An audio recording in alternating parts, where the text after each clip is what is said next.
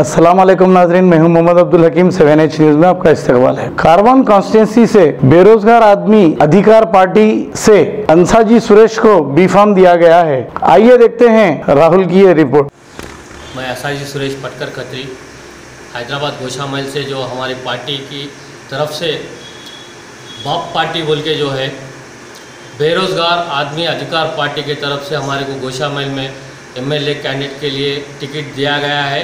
हमारे पार्टी को हम नाम से जो अधिकारीगण हैं हाईकमांड्स को हम धन्यवाद देते हैं और हमारे गोशा महल के भाई बहनों से यही विनती है कि हम यही आशा पे हम गोशा महल से जीत के आएंगे। आपका बड़े लोगों का आशीर्वाद होना बोल के हम चाह रहे हैं। नेशनल जनरल सेक्रेटरी और साउथ इंडिया इंचार्ज आज जो है अंसाजी सुरेश जो गोशा महल कॉन्स्टिट्यूंसी से नॉमिनेट हुए हैं MLA टिकट के लिए, और मोहम्मद अल्ताफ़ पाशा जो बिल्लापुर कॉन्स्टिट्यूंसी से है, इन दोनों को बाप पार्टी बेरोज़गार आदमी अधिकार पार्टी से MLA टिकट दिया गया है। इंशाल्लाह आप सबका सपोर्ट चाहिए।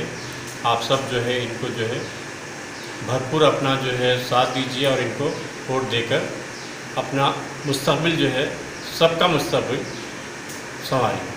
इनको कहाँ से टिकट दिया? अंसाजी सुरेश को गोशा महल कॉन्स्टिट्यूंसी से टिकट दिया गया और मोहम्मद अल्ताफ़ पाशा को Qutbullapur constituency. Vice president Telangana state. आज मैं अंसाजी सुरेश और अल्ताफ़ जी को मुबारकबाद देती हूँ कि वो MLA टिकट मिला है आज उनको, और मैं यही आशा करती हूँ कि बेरोज़गार आदमी अधिकारी पार्टी के साथ वो जुड़े रहें और हर तरह से हमें जिताने की उम्मीद करें।